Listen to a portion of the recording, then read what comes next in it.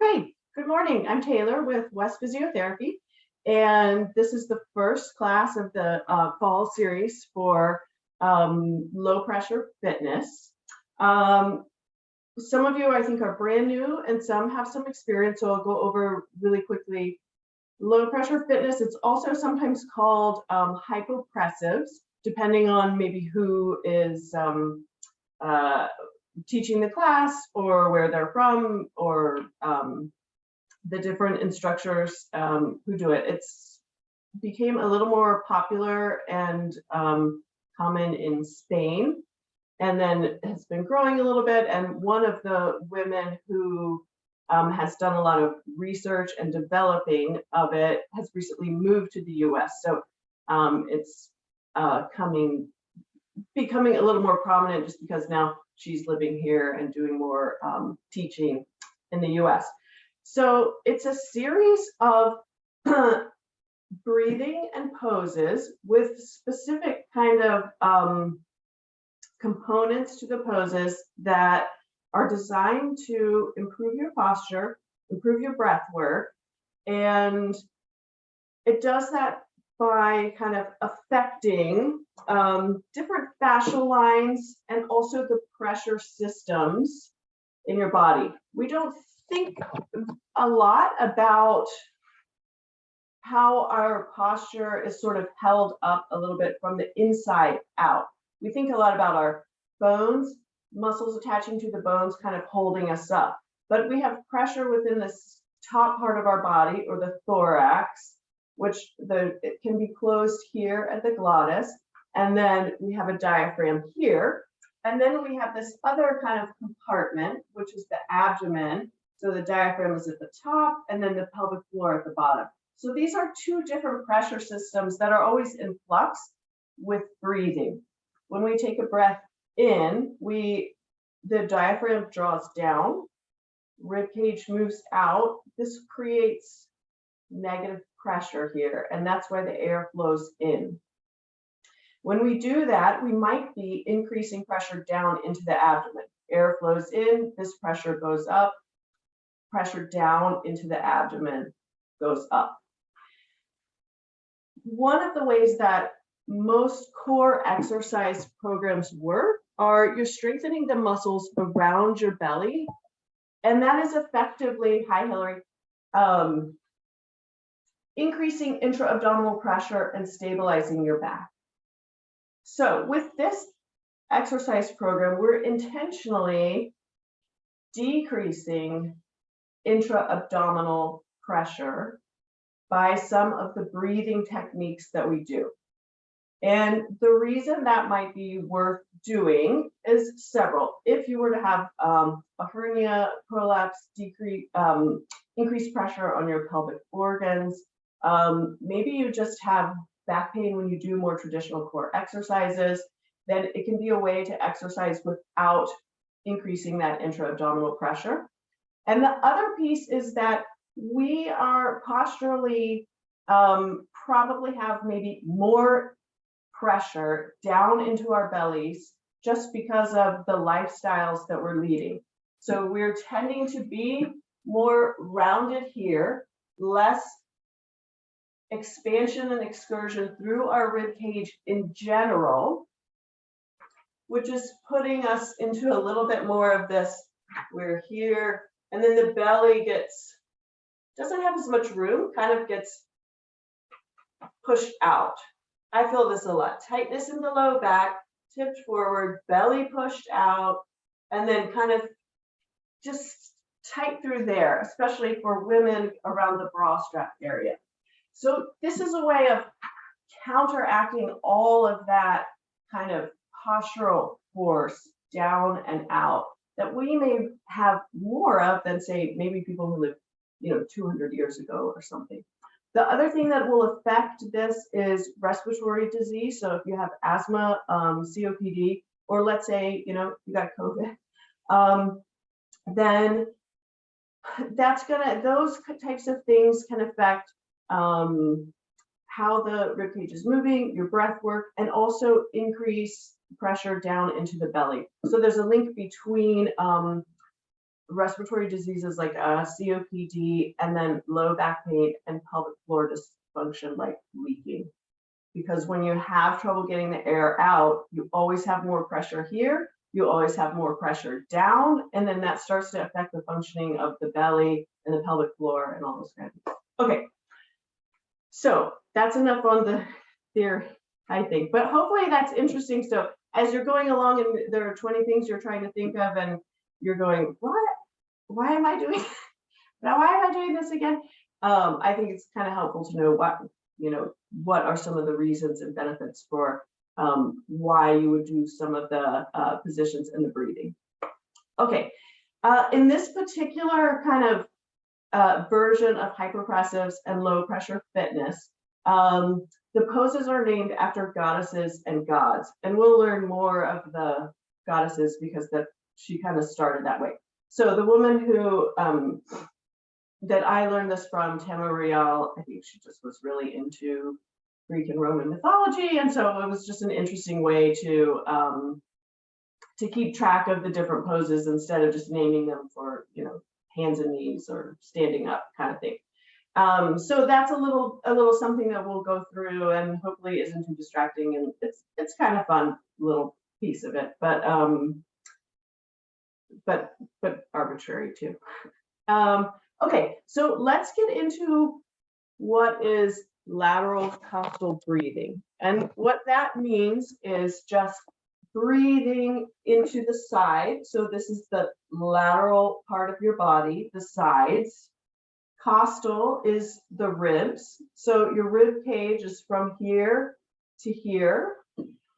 And it's going to kind of swoop down this way on the side. So all of this is kind of fair game for lateral costal breathing. There are muscles that attach to the sides of the rib cage that help lift them up and out, kind of like an umbrella opening up, or down low like a bucket handle moving this way.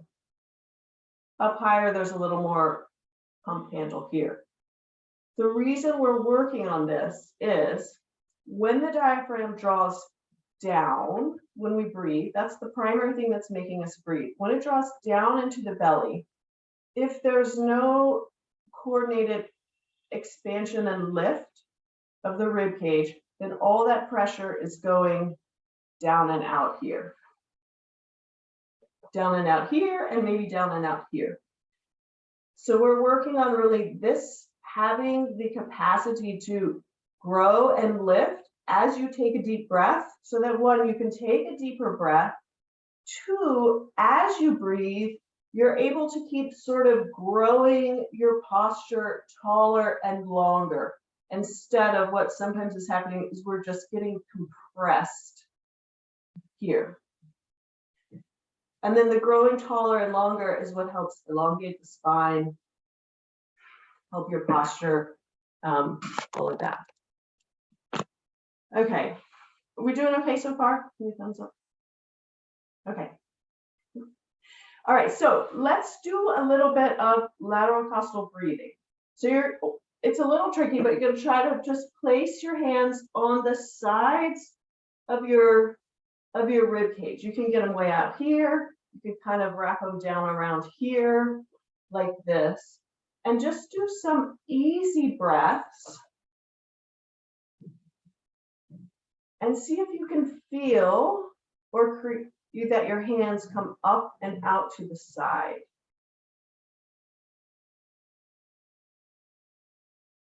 And you can be sitting or standing for this, whatever feels easier to you. So try that again. Try taking a deep breath in. And when you feel like, that's it, I took a deep breath in, see if you can lift the ribs even a little bit more out to the side. And then you might start noticing that one side moves a little bit more than the other. You might start noticing that parts along the side move, and then you may feel a tight, sticky spot that doesn't feel like it's moving as much. Or you might feel some tightness kind of right in the center, that it's hard to get this part to expand. Okay. Can everyone feel their ribs moving a little bit? Feel like they can access? Good. Okay. I'm going to show you a little bit of rib cage mobility, and we'll do just a little bit because it may help when we practice the apnea here in a minute. So one thing we can do is find this inferior border, the lower edge of the ribs. And we may have different amounts of angle right here. This is actually something you can measure. And ideally, we're looking for kind of like a 90-degree angle between those two sides. Some people might have a little bit more, especially if they had asthma or something, because that's an expiratory, you have trouble getting the air out. So the ribs could be a little bit flared. Or if you had a pregnancy where your rib cage lifted up a lot and it never really came back down. The other common thing is that sometimes this is sort of pinched and quite narrow. And that's going to affect how well that rib cage is able to expand. So what you can do is softly, with the pads of your fingers, let's just start on one side, gently kind of find that edge and sink in a little bit. And you can even slump, so you create some softness. And you may not have a ton of room for this, but you can just see what feels comfortable. And just sort of glide down the edge of that one side of your rib cage. And you're sort of looking for maybe where it feels a little stickier, a little tighter. Maybe you can kind of sink under part of the way, and then you hit a spot where you really can't sink under. And you can just gently do your own little massage there.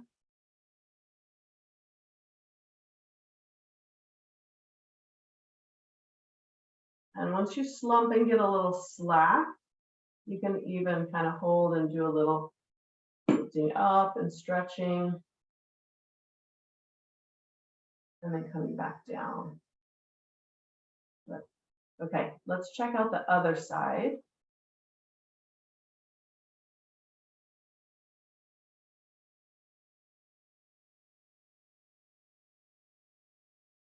Just gently kind of gliding along, looking for sticky spots.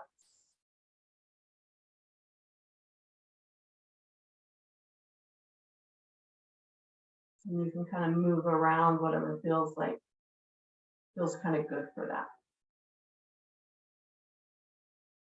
Good. Now come along the sides of the ribs, and if you felt a sticky spot when you were breathing in, you're going to look for just kind of like in between the ribs where you find a valley, and you just kind of like rub along that side. This works a little bit better to do with the crossball or something, but we'll just kind of give that side a little bit of kind of peeling back. We've got the lats coming here, serratus anterior, intercostal muscles. And so the more freed up that is, the easier it is to get a little bit more expansion into those side of the ribs. That's something nice to do. You're laying in bed, you can't fall asleep, just kind of feel over on those, practice your breathing, see where it feels sticky, and just kind of run your fingertips between those ribs that feel like they don't want to separate. Okay, so let's do just a couple more breaths into the side of your rib cage. See if it feels any easier to gain access to that.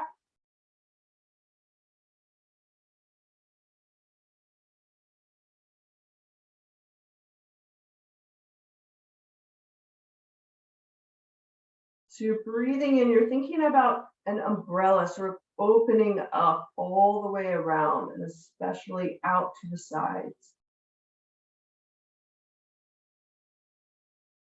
Nice.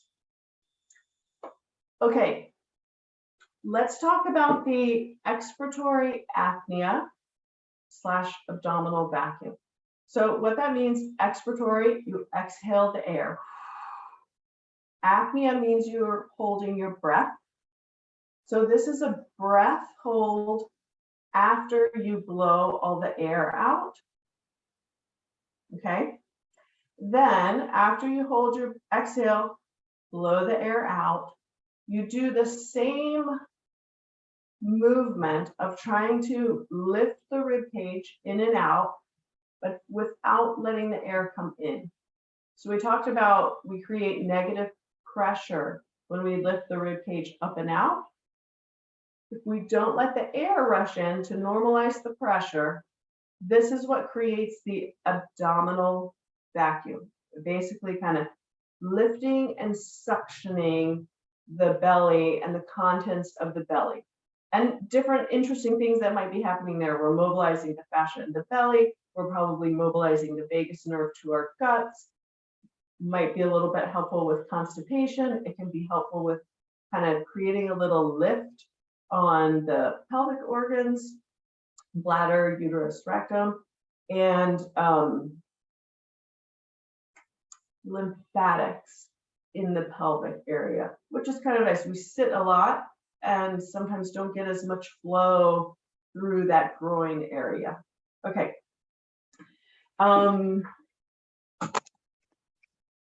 Couple ways to practice this. What I want you to try first, everyone knows how to close their glottis because you do it when you cough. You take a breath in, you build the pressure behind, and then you expel.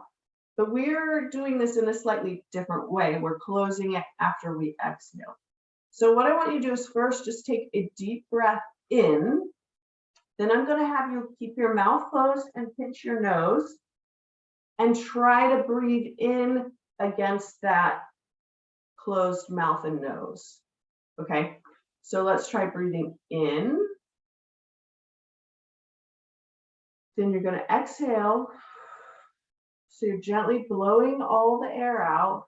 When you feel like you've blown it all out, pinch your nose and your mouth. Breathe, try to breathe in.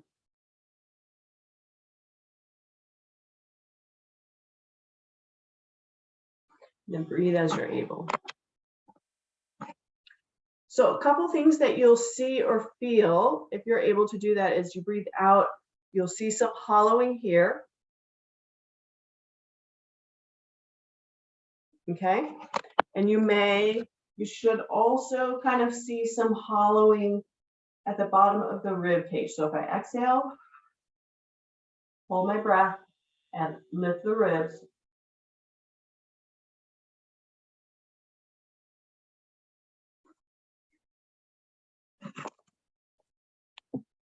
Good. So that's the abdominal vacuum. When you see that lifting of the belly up and in, it's not necessarily that you're tightening those muscles. It's just getting suctioned up. Okay. Now, you tried it that way. Let's do it without holding your nose. So the way we'll do this is we're going to breathe in 3 times. On the third one, we'll do the holding your breath and the apnea. And I'm going to kind of count us through in for 4 and out for 5.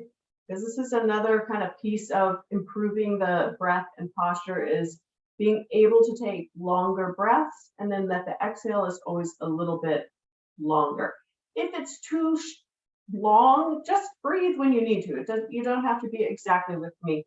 It's just kind of to guide you. Okay. So we're going to breathe in, 2, 3, 4, and then exhaling 2, 3, 4, 5. Breathing in. Good. Exhale.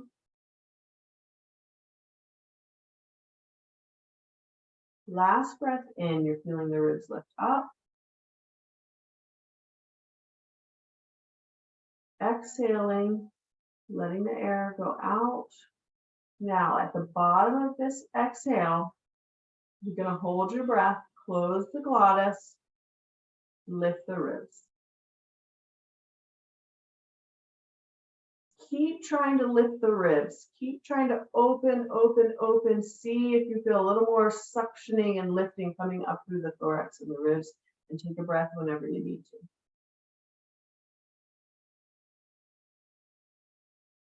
Good. Okay, does anyone want me to show and let me look at you do it? Or do you feel kind of like, yeah, I can feel that, I've got it. Thumbs up. Good, good. When do you want me to see yours?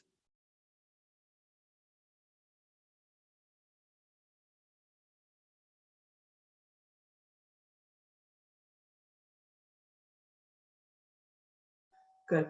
Let me see you breathe in, exhale, and then do the lift.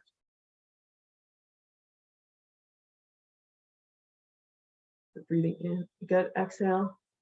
You hold your breath, and now do the lift the ribs. Yeah, good. Okay, very good. All right, so that's kind of an important piece of all of this, but even if you can't do the apnea or you're struggling with it, all of the breath work and the postural work is still going to be very helpful and effective.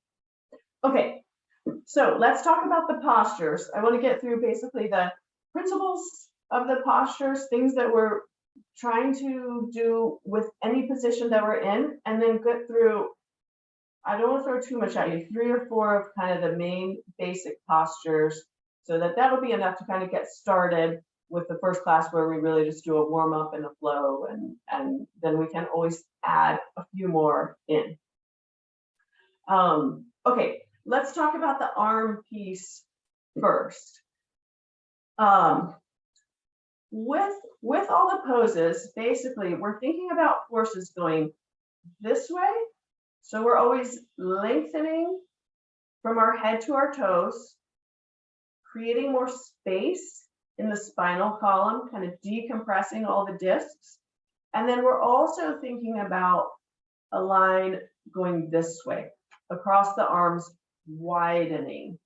And the reason we're really working on widening the shoulders out and away is we're getting into these muscles that attach the shoulder blade to the rib cage, and they work on lifting and getting all that rib cage expansion.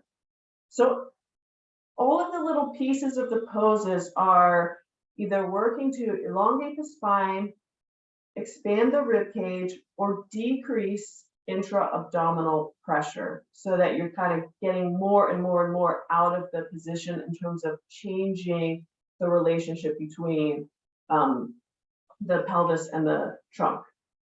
All right, so 2 different arm positions, and then within those 2 positions, we can take them low, medium, or high. So the first one is Venus. So Venus arms are out to the side, and they don't have to be all the way back. You can have these arms a little more in the plane of your scapula. This is usually a little more comfortable. And if you have tightness in the front or any, neural tension where you tend to get a little nummy tingly if you're not in a good position, then having the arms just a little bit here versus all the way back here may feel more comfortable. So we're low, medium, or high, whatever you can get to for your shoulders. If you get shoulder pinching, just keep them lower and in front of you a little bit. So the widening, I want you to kind of watch a little bit here. If I'm down here, I'm going to keep my shoulders away from my ears, and I'm going to reach out of my fingertips. So it's a very sort of active reaching and spreading. And you'll sort of feel that activity across the back and all the way out to the fingers. So let's try a little reach low, like we're creating tension and widening in the low position, in the medium, mid position. Good. And then if we come up high, in that high position, because there's always a little bit of a tendency for the arms to come up like this. So we're always down and then broadening out to the side. Okay, so those are Venus arms.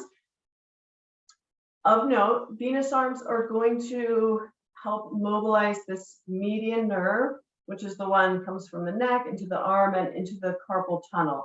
And eventually, as we start progressing, you can start doing some really interesting different neural tension. In this beginner course, we'll mostly kind of keep neutral positions, but so that starts getting some really nice, interesting mobilization through that whole fascial system, you know, to counteract all of our desk work.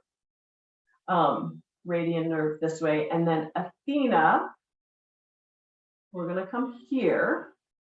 This is going to be more kind of getting into a position where we're creating some mobility and dynamic mobility through the ulnar nerve, which is more this pinky, comes around the elbow. So with Athena arms, you're creating a circle, basically.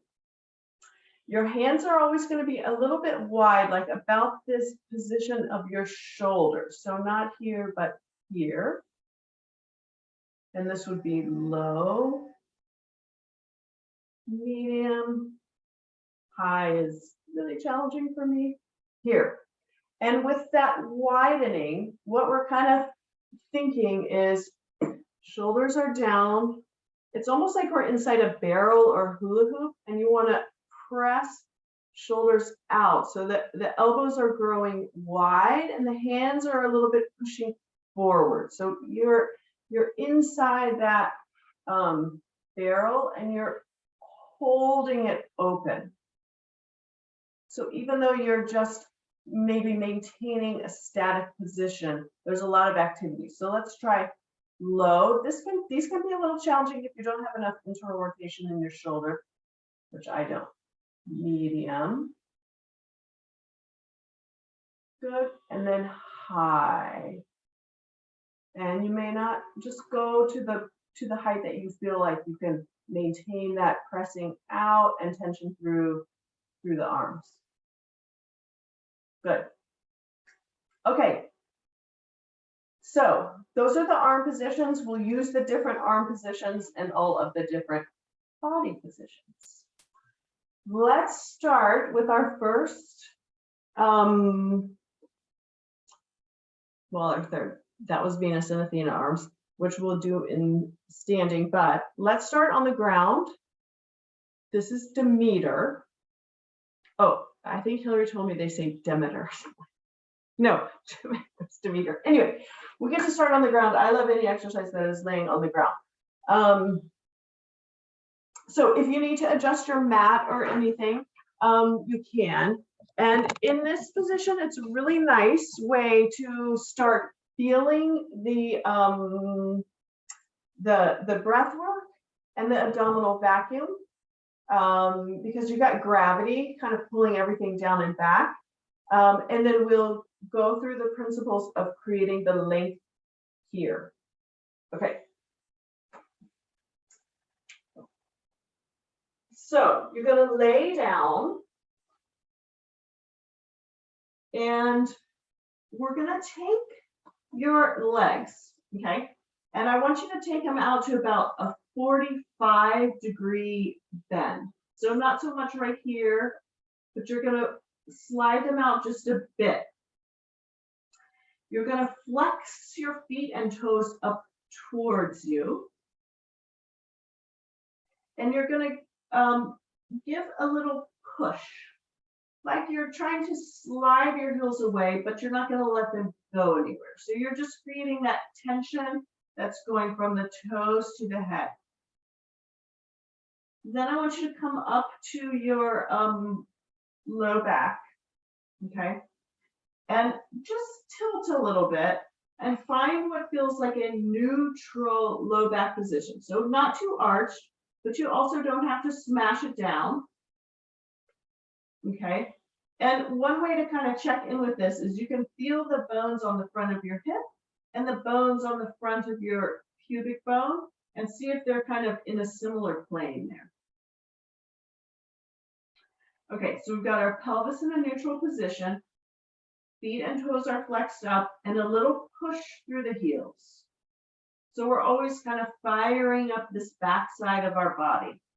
Now we can come up to our arms and let's just place them in low Venus. So this is out to the side, but fingers kind of down halfway towards our feet. And then just check in with your head and neck. Do a little bit of a nod because we're always thinking about lengthening through the back of the head and neck, almost like we were a marionette and there was a little string from the crown of our head lengthening the back of the spine and stretching there. Arms are out to the side in a Venus position, and you're doing that little active widening, pressing them into the floor a little bit. So even though you're on the ground, everything is very active. So hold this position. I'm going to talk you through 3 breaths and then apnea here. And don't do the breath hold, just do the breath work. As long as you're still comfy on your back, probably good at this stage. Okay. So pushing through the feet, reaching through the fingertips, lengthened through the neck. You're going to breathe in, 2, 3, 4. Ribs are expanding, and then exhale gently. You can blow out through your nose. 4, 5. Good. Breathe in again. Growing those ribs. And this time on the exhale, think about growing longer from your toes to your head as you blow the air out and wider out through the fingertips. And then we'll do our last breath in.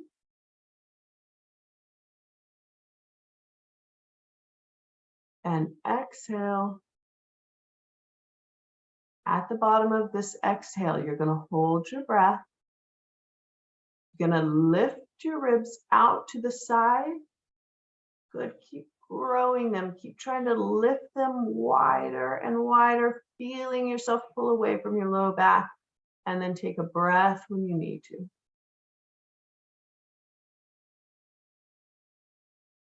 Good. Okay. Rana, I can't see you. Are you doing okay? I probably can't hear you either. But. All right. That's Demeter, laying on your back.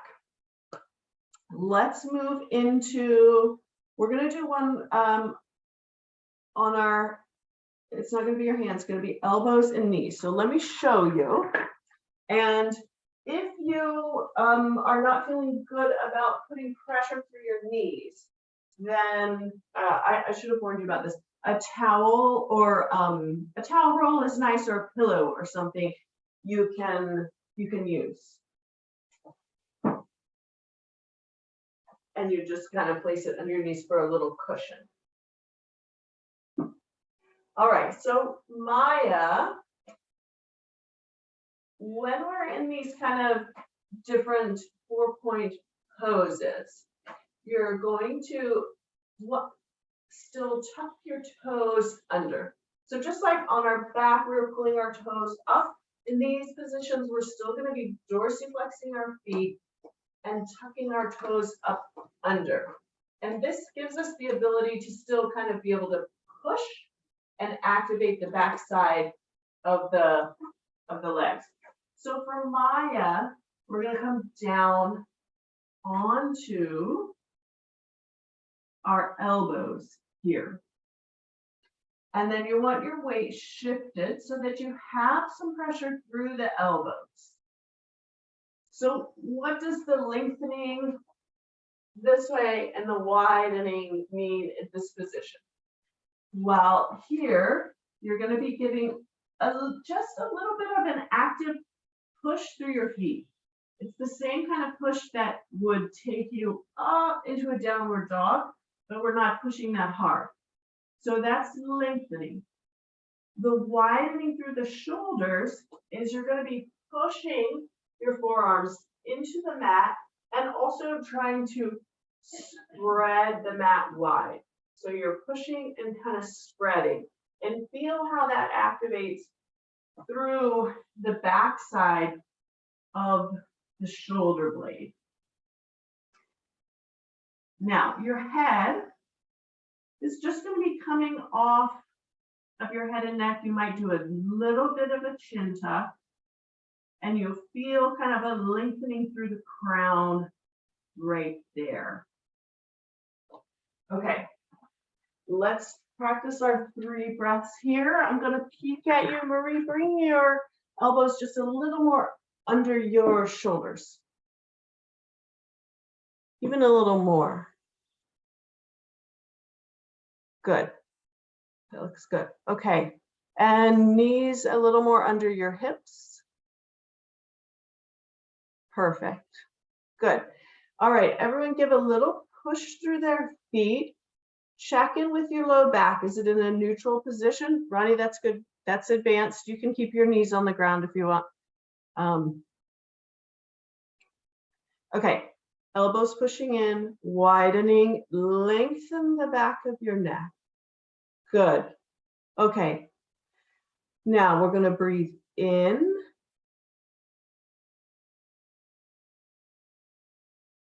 And exhale.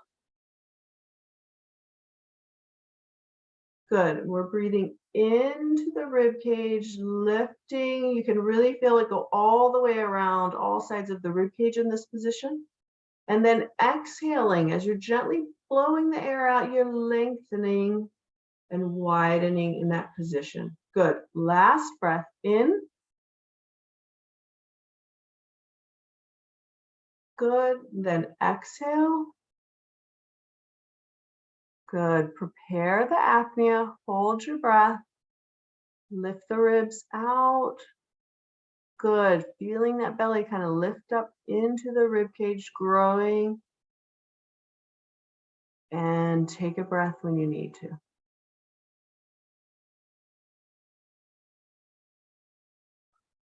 Okay. That looks good. How was that one? Everybody okay? Knees and elbows to good. All right.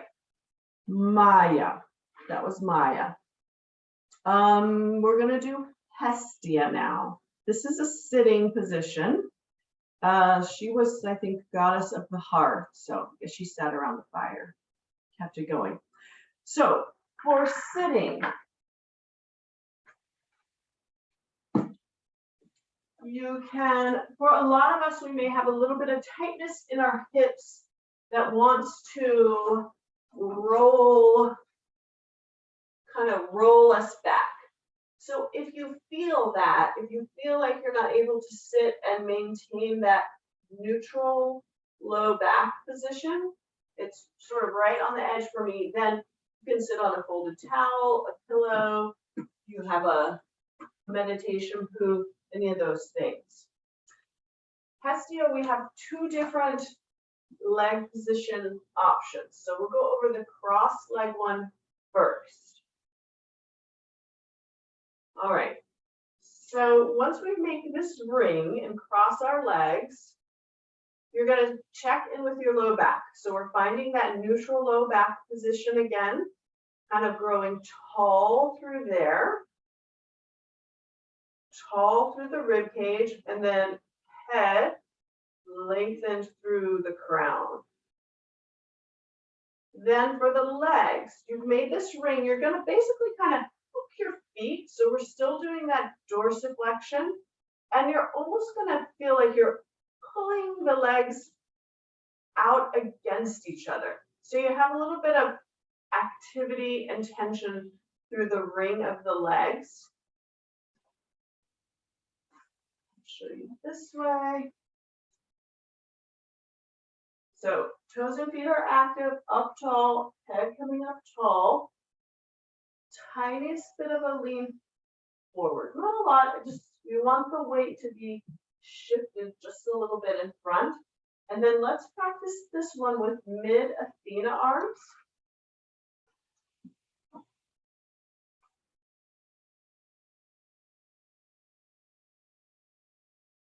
Okay, So you're going to be hands, very good. And always growing tall. This is a really nice one when you exhale to keep thinking about the rib cage lifting and growing taller and further away from the belly. So let's practice our breath and apnea here. Hillary and Marie, try arms just a little wider. Good. And we're widening those shoulder blades. So you'll kind of see them go down and out. Good. Okay. Breathing in. And exhale. Good. And again, breathing in and lifting. Exhaling, thinking about growing tall, lengthening through the back, all the way up through the crown of the head, widening those shoulders. And last breath in. Exhale. Prepare your apnea. Annie, you can just do another breath. Hold your breath. Lift the ribs. Keep lifting, growing taller. And take a breath when you need to. Nice. That one is a little more, to me, kind of challenging to be in that sitting position and try to grow tall. Don't feel okay to everybody? Okay. All right, let's do the other version of this, which is kind of like Demeter legs. So we're still sitting, but instead of crossed, we're going to have our legs out in front, toes back about a 45 degrees here. Show you this way. Feet are about hip distance apart, and you're going to still give that little push. It helps to do that on the mat. Little active push through the heels. Growing tall. Let's try mid-Venus here and reaching through the arms.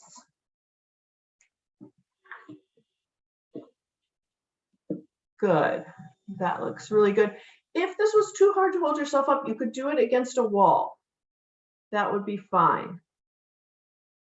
Okay. Some of you may be able to lengthen your knees a little bit, about more like 45. So the leg is just a little bit longer. Yeah, very good. Okay, you had your arms up a while. Let's do the breath work for you. You can bring them down if they're getting tired. So breathing in and exhale.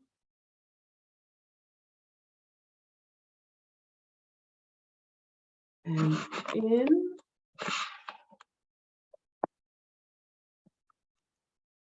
And exhale. As you're exhaling, you're growing long. You're feeling that length from the crown to your tailbone and out your feet.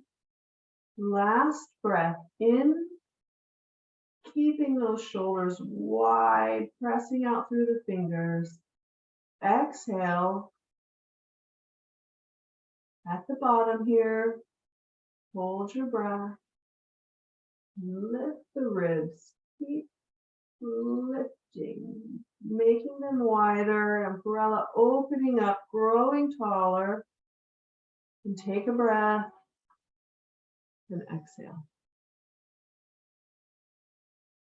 Good. Okay, you guys are doing great. That's hestia. Let's move into standing.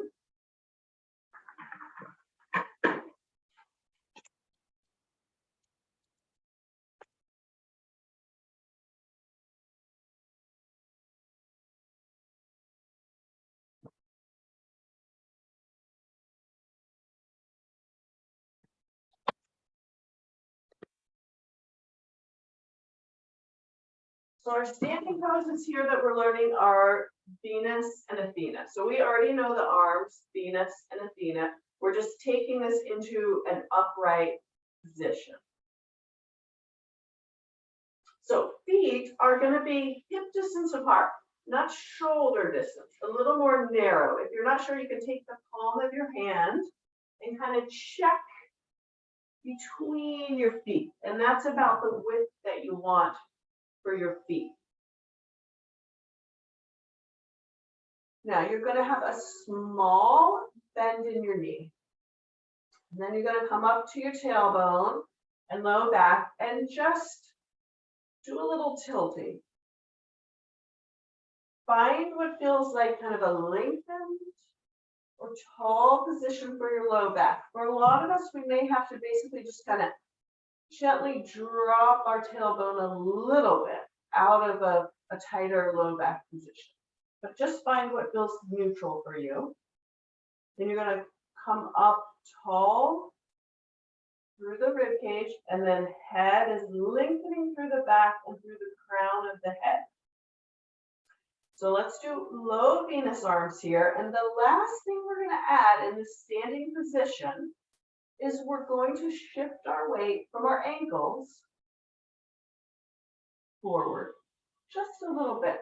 So when you do that shift, you may feel the bottom of your feet kind of start to activate, sort of like you're peeking over something below. So what this does is it helps activate this posterior chain, the myofascial backside of our body, and it further decreases the intra-abdominal pressure. Okay, so let's practice our breath here with Venus.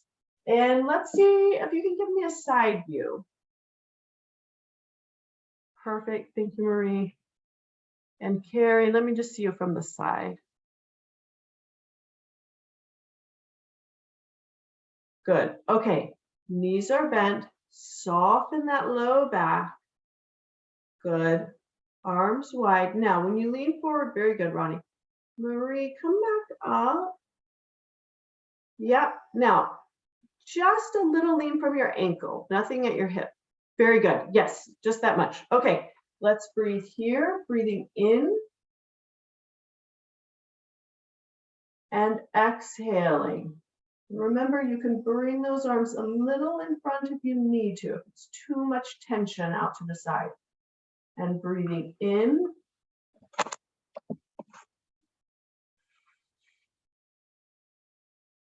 and exhale.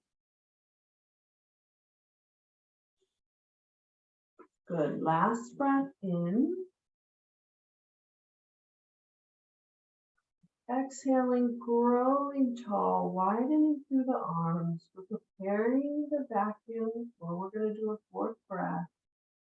Hold your breath, lift the ribs. Keep lifting, keep growing. Good, a little wider. And take a breath in when you're ready. Good. All right, that's Venus. Let's do Athena arms. And we will have hit our poses for the day. I'm going to let you choose. You can try low, middle, high is probably the most challenging. So do what you feel like doing with your arms, because this can be surprisingly a lot for the arms, holding them in these positions. Okay, everything else is the same. Feet are hip distance apart. Knees are a little bit bent. Pelvis and low back are in a neutral position. Trunk stacked on top, growing through the back of the head. Arms, hands are shoulder distance apart, pressing through the elbows, pressing through the hands like you're holding that hula hoop open. A little lean just from the ankles, just the tiniest shift of your weight forward. And then we're going to breathe in and exhale, growing longer, keeping your spine spine and chins to really lengthen from your heels to your head. Breathing in and exhale. Good. Last breath in.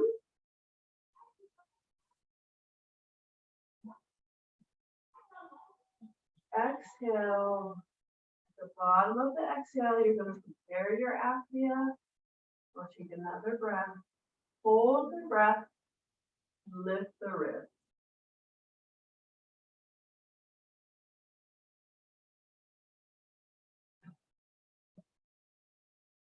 And breathe in.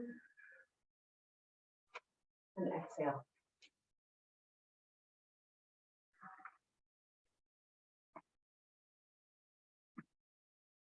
All right. Let's see. I'm going to stop the recording.